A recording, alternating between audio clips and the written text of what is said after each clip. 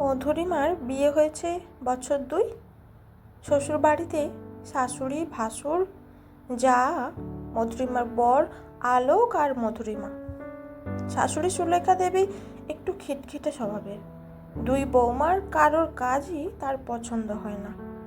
সকাল 5টা থেকে উঠে চিৎকার করতে শুরু করবেন, রান্না টিফিন সব পড়ে আছে আর সব পড়ে পড়ে ঘুমোচ্ছে। যেই মধুরিমা আর ওর যা অদিতি তাড়াতাড়ি উঠে শাশুড়িকে সাহায্য করতে যাবে, অমনি সুলেখা দেবী বলে উঠবেন, থাক থাক, কাজের যা ছিরি, আমি নিজে যখন এত বছর সামলেছি এখনো পারবো। মধুরিমার খুব অদ্ভুত লাগতো এই ব্যাপারটা। একাই যখন করবে তখন এত ডাকাডাকির কি আছে? অদিতি বিয়ের পর মধুরিমাকে বলেছিল, শাশুড়ি মায়ের থেকে শত হস্ত দূরে থাকাই ভালো। উনি নিজের জায়গা কখনোই ছাড়ার পাত্রী নন। মধুরিমাও তাই যেচে কখনো যায়নি শাশুড়িকে সাহায্য করতে। আজও সংসারের সর্বময় কর্ত্রী এই সুলেখা দেবী।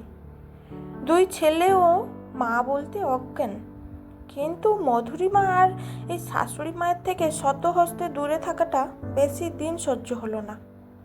অতিমারির দাপটে করোনা হানা দিল লাহাবাড়িতে, কিন্তু অদ্ভুতভাবে শুধুমাত্র মধুরিমা এবং সুলেখা দেবী করোনায় আক্রান্ত হলেন।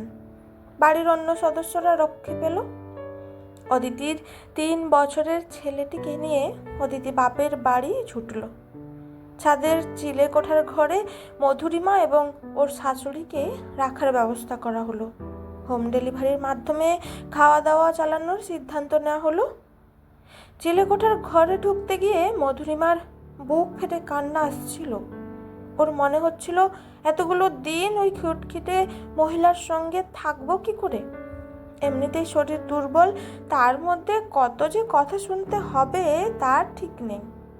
মধুরিমার নিজের মায়ের কাছে যেতে বড্ড ইচ্ছে করছিল, কিন্তু উপায় নেই। তাই বাধ্য হয়ে ওই চিলেকোঠার ঘরে গিয়ে ঢুকলো।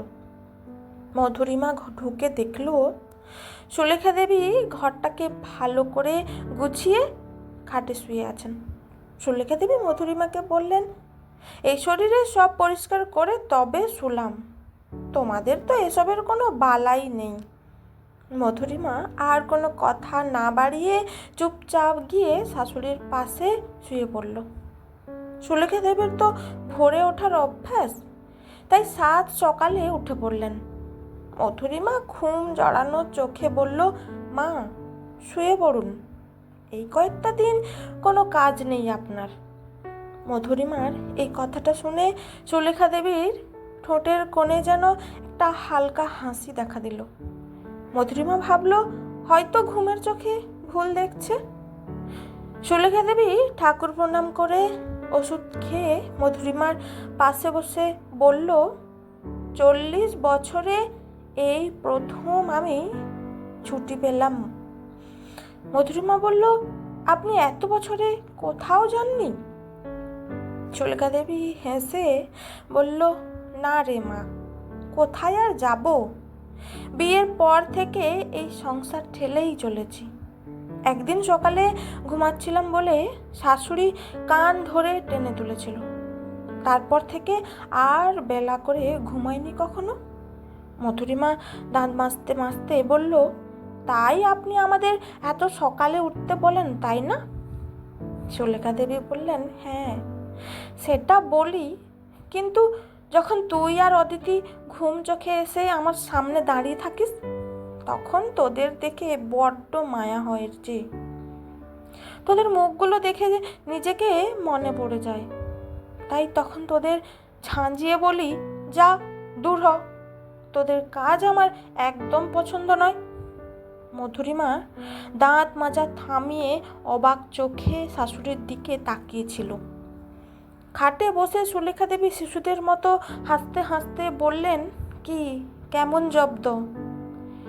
2 ছেলে মাকে আগেই বলে দিয়েছে এই কয়েকটা দিন মাছ মাংস সব কিছুই খেতে হবে, কারণ এই সময় শরীরে প্রোটিনের খুব প্রয়োজন। মধুরিমা দেখত সুলেখা দেবী চিকেন স্যুপটা খুব তৃপ্তির সাথে খেতেন। একদিন মধুরিমা বলল, মা, আপনি চিকেন খুব ভালোবাসতেন। সুলেখা দেবী হেসে বললেন, সে আর বলতে, প্রতি রবিবার তোমার শ্বশুরমশাই আর আমি একসাথে বসে চিকেনের ঝোল দিয়ে ভাত খেতাম। মধুরিমা বলল, তাহলে বাবা চলে যাওয়ার পর কেন ছাড়লেন? কেউ তো আপনাকে জোর করেনি মা। সুলেখা দেবী মাথা নিচু করে বললেন, সাহস পাইনি রে মা। সবার চোখগুলোকে আমি বড্ড ভয় পাই যে। মুখে কিছু না বললেও চোখ যে অনেক কিছু বলে দেয়। মধুরিমার জ্বর 10 দিনের পর থেকে একটু কমার দিকে থাকলেও সুলেখা দেবীর জ্বর কমার কোনো লক্ষণ ছিল না। মধুরিমা ভয় পেয়ে বলল, ডাক্তারকে খবর দেব মা? সুলেখা দেবী চোখ বড় করে বললেন, একদম না, এই বেশ ভালো আছি, নিজের মতো করে কয়েকটা দিন একটু থাকি না। তুই দেখ, ওই আলমারির পেছনে কয়েকটা খাতা আছে, যা নিয়ে আয়। মধুরিমা খাতাগুলো খুলে দেখলো রবীন্দ্রসঙ্গীতের স্বরলিপি লেখা। মধুরিমা অবাক হয়ে বলল, মা, আপনি গান গাইতেন? সুলেখা দেবী হেসে বললেন, তোর থেকে নেহাত মন্দ গাই না। তুই যখন প্রতিদিন দুপুরে রবীন্দ্রসঙ্গীত শুনতিস, তখন আমি পান খাওয়ার নাম করে পানের বাটা নিয়ে বাইরে বসে গানগুলো শুনতাম। মধুরিমা লজ্জা পেয়ে বলল, এ মা, আপনি ভেতরে আসবেন তো? সুলেখা দেবী মধুরিমার মাথায় হাত বুলিয়ে বলল, পান খেতে খেতে গানগুলো শুনতে বেশ ভালো লাগতো। মধুরিমা বলল, গান শুনবেন মা?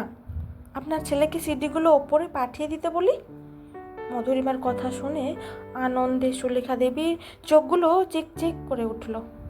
সুলেখা দেবী বললেন, ঠিক বলেছিস, দুজনে মিলে গান শুনে গল্প করে দিনগুলো ঠিক পার করে দেব। আলোক মাঝে মাঝে দরজার বাইরে দাঁড়িয়ে বলতো, বউ শাশুড়ি মিলে তো ভালোই পার্টি করছো মনে হচ্ছে। রবীন্দ্রনাথের গান শুনতে শুনতে সুলেখা দেবী কোথায় যেন হারিয়ে যেতেন। দু চোখ বেয়ে জল গড়াতো সুলেখা দেবীর। মধুরিমা অবাক চোখে সুলেখা দেবীর মধ্যে ওই খিটখিটে মহিলাকে কত খোঁজার চেষ্টা করত, কিন্তু কিছুতেই পেত না। এই কয়েকদিনে মধুরিমা সুলেখা দেবীকে আপনি ছেড়ে তুমি বলতেই বেশি স্বাচ্ছন্দ্য বোধ করত। কত সময় যে শরীর খারাপ থাকলে সুলেখা দেবী মধুরিমার মাথায় হাত বুলিয়ে দিতেন তার ঠিক নেই। মধুরিমা যখন জিজ্ঞেস করত, মা, তোমার শরীর ঠিক আছে তো? সুলেখা দেবী হেসে বলতেন, ঠিক না থেকে যাবে কোথায়? কি ভালোই না কাটছে বল দিনগুলো। সংসার থেকে ছুটি নিয়ে দিব্য আছি। শরীরে যন্ত্রণা থাকলেও রবি ঠাকুরের গান যেন সব যন্ত্রণা ধুয়ে মুছে দিচ্ছে। ভেবেছিলাম এই জীবনে আর ছুটি পাবো না, কিন্তু ঈশ্বর আমায় নিরাশ করেননি। কিন্তু এই মারণ রোগ যে বড় নিষ্ঠুর।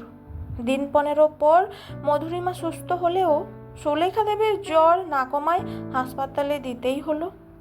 হাসপাতালে যাওয়ার সময় সুলেখা দেবীর চোখে মুখে এক চরম তৃপ্তি লক্ষ্য করেছিল মধুরিমা। হাসপাতাল থেকে আর বাড়ি ফেরা হলো না সুলেখা দেবীর। 3 দিন ভর্তি থাকার পর অমৃতলোকে যাত্রা করলেন তিনি। সংসার থেকে চিরদিনের মতো সুলেখা দেবীর ছুটি মঞ্জুর করলেন ঈশ্বর।